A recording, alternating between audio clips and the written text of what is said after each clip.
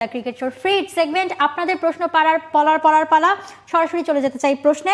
প্রথমেই মোহাম্মদ আল নূর ইসলাম আইনুল তিনি বলছেন পাকিস্তানের খর্বশক্তির দল ঘোষণা করেছে বাংলাদেশের বিপক্ষে, এটাকে কিভাবে দেখছেন?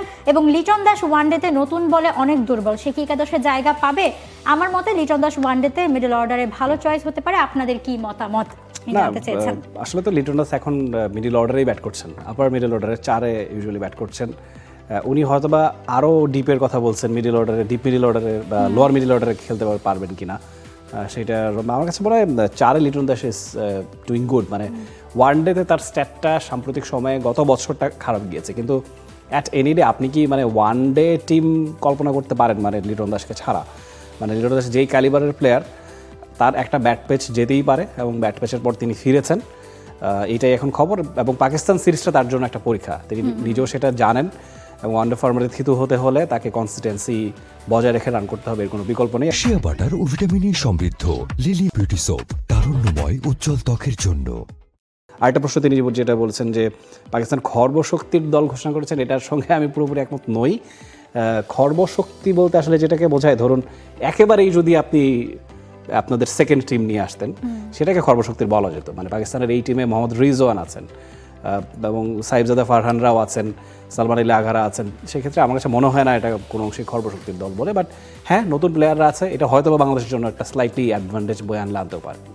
দেখা যাক, আসলে সিরিজ শুরু হলে বোঝা যাবে আসলে খর্বশক্তির দল আসলে কোনটা। পরের কমেন্ট জেবি বকুল রয়, তিনি বলছেন নরেন্দ্র মোদী স্টেডিয়ামে ভারতকে চুপ করাবে, বিষয়টি এত সহজ মনে হচ্ছে না, কারণ নিউজিল্যান্ড তো আর মাইটি অস্ট্রেলিয়া নয়। That's a fact. কারণ অস্ট্রেলিয়া, আমরা বলে থাকি যে অস্ট্রেলিয়াকে সেমিফাইনাল আর ফাইনালে গেলে তাদেরকে আটকানো যায় না, স্পেশালি ফাইনালে গেলে।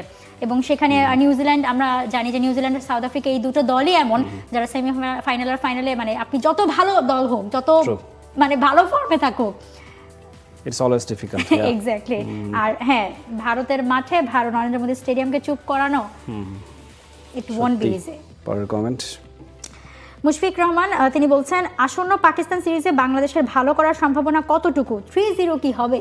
হ্যাঁ, 3-0 হবার সুখস্মৃতি আমাদের আছে এই মাঠে। তবে আমার কাছে মনে হয় এখন টাফ, মানে 3-0 করাটা বাংলাদেশের জন্য। বাংলাদেশেও আসলে দীর্ঘদিন ইন্টারন্যাশনাল ক্রিকেটে নাই, পাকিস্তানও নাই। এই মুহূর্তে আসলে সিরিজ জয়টার দিকে আমাদের নজর থাকা উচিত, 3-0 পরের ব্যাপার, এটাই বলতে পারছি। পরের কমেন্টে যাব শান্তা খাতুন, তিনি বলছেন 2028 ওয়ার্ল্ড কাপে বাংলাদেশকে সরাসরি চান্স পাবে।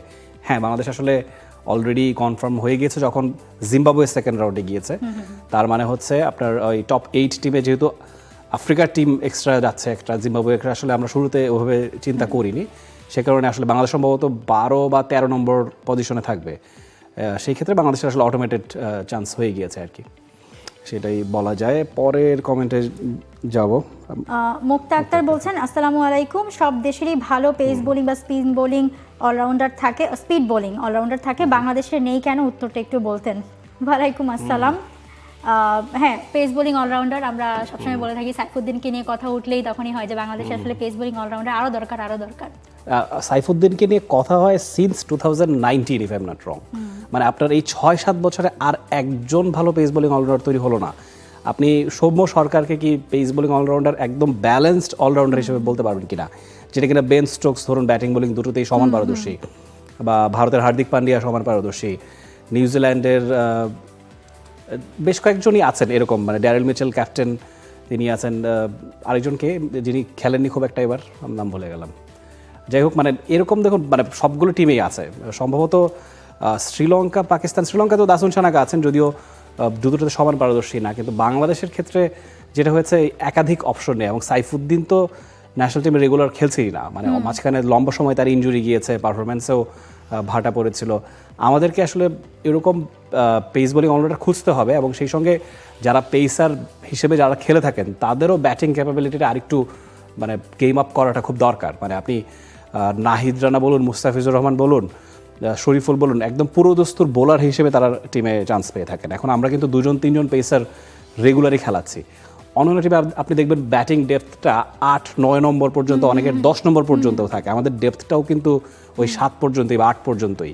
তো এই জায়গাটাতেও আরেকটু ফোকাস করা দরকার। আমার মনে হয় বোলাররাও যদি আরেকটু ব্যাটিং করে থাকেন, আমরা ইদানিং দেখছি Hasan Mahmud regular batting practice করে থাকেন এবং ব্যাট হাতে সময় সময় তিনি রান করেনও। তাসকিন আহমেদের ব্যাটে আমরা রান হওয়ার হামেশাই দেখেছি। খালেদ এবারের বিপিএল একটা ম্যাচে দুর্দান্ত ব্যাটিং করেছেন, 40+ রান সম্ভবত করেছিলেন। তো এই জায়গাগুলো এনশোর করতে পারলে এভাবেই আসলে আপনি একজন পেস বোলিং অলরাউন্ডার তৈরি করতে পারেন। যদি পেসাররা যদি ব্যাটিং আর একটু ফোকাসড হন তাহলে আমার মনে হয় সম্ভব, মানে খুব দূরের কিছু না। প্যাট কামিন্স বলুন, মিচেল স্টার্কও কিন্তু ভালো ব্যাটিং করতে পারেন। তো তাদের তো ব্যাট করার কথা না, ব্যাট হাতে তাদের কোনো রেসপন্সিবিলিটিই নেই, এমন না যে তাদের মানে ঘাটতি পড়ছে ব্যাটারদের। এক্স্যাক্টলি। বাট হ্যাঁ, তারা করে থাকে। আর এখানে কি ক্রিকেটারদের আরেকটু মানে আগ্রহ বাড়ানোর প্রয়োজনটা বেশি দেখেন, নাকি ম্যানেজমেন্টেরই যে আসলে আমাদের পেস বোলিং অলরাউন্ডার আরো প্রডিউস করা দরকার? দুটোই প্রয়োজন আসলে। আমাদের সামনে আসলে ওরকম কোনো দৃষ্টান্ত নেই যে পেস বোলিং অলরাউন্ডার। ট্রেডিশনালি আমাদের কখনোই পেস বোলিং অলরাউন্ডার সেরকম world class pace bowling allrounder কেউ ছিলেন না। মানে যেটা হয় যে সাকিব আল হাসান সামনে আছেন, তাকে দেখে আপনি বাহাতে স্পিন বোলিং করতে চাচ্ছেন, বাহাতে ব্যাট করতে চাচ্ছেন, সেরকম করে কিন্তু আমাদের বাহাতি স্পিন বোলিং অলরাউন্ডার কিন্তু বেশ কয়েকজনই প্রডিউস হয়েছেন। তো আমাদের সামনে ধরুন বেন স্টোকস নেই, আমাদের সামনে হার্দিক পান্ডিয়া নেই, বা ইমরান খান নেই, কপিল দেব নেই। মানে আমি আরও আগের কথা বললাম, মানে অনেক ট্রেডিশনালি কিন্তু অনেক স্যার ইয়ান বোথামের কথা বলুন, অনেকেই আছেন, মানে রিচার্ড হ্যাডলি আছেন। মানে পেস বোলিং অলরাউন্ডার ব্যাপারটা কিন্তু নিউ ইনক্লুশন না ক্রিকেট অ্যারেনাতে। সো বাংলাদেশেই আসলে আমরা কেন পাচ্ছি না, এটা আসলেই আক্ষেপের। দর্শক খুব ভালো পয়েন্ট রেজ আমার মনে হয় যে বাংলাদেশের বর্তমান সিচুয়েশন অনুযায়ী এটা আসলে দরকার আরো বেশি, কারণ আমরা যখন আরো বেশি ব্যাটিং ডেপথ খুঁজি, আর আমরা জানি যে আমাদের পেস ইউনিট বেশ ভালো, তো সেখানে পেস বোলিং অলরাউন্ডার মানে সোনায় সোহাগা, গেম চেঞ্জার হতে পারে বাংলাদেশের জন্য। Very true. পরের কমেন্টে যাব, খায়রুল, তিনি বলছেন পরবর্তী ওডিআই বিশ্বকাপের কথা চিন্তা করে কি আকবরকে স্কোয়াডে রাখা যেত না?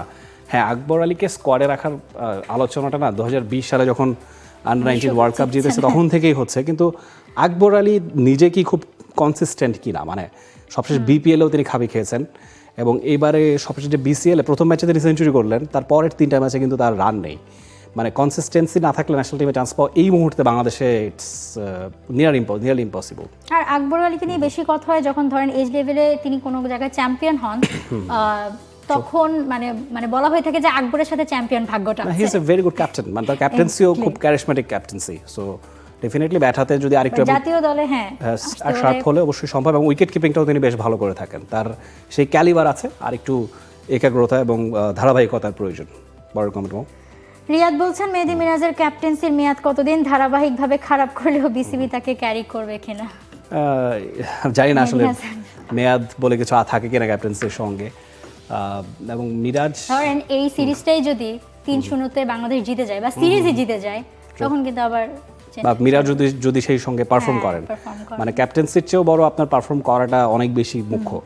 মেহেদী মিরাজ ওডিআইতে 2022 সালে ভারতের বিপক্ষে যখন সেঞ্চুরি করলেন, 2টো ম্যাচে সম্ভবত ভালো করেছেন, তখন থেকেই তার ব্যাটিংটার উন্নতি হয়েছে, কিন্তু বোলিংটা সামহাও কোথায় যেন মানে হারিয়ে খুঁজছেন নিজেকে মিরাজ, স্পেশালি ওডিআই ফরম্যাটে যেটা তিনি ক্যাপ্টেন্সি করে থাকেন, সেই জায়গাটায় হয়তো একটা গ্যাপ আছে। তবে মিরাজ যেই মানের প্লেয়ার এবং যেই ধরনের প্লেয়ার, তিনি কিন্তু নিজের ব্যাপারে অনেক কনসার্ন, আমার যতটুকু মনে হয়েছে দেখে।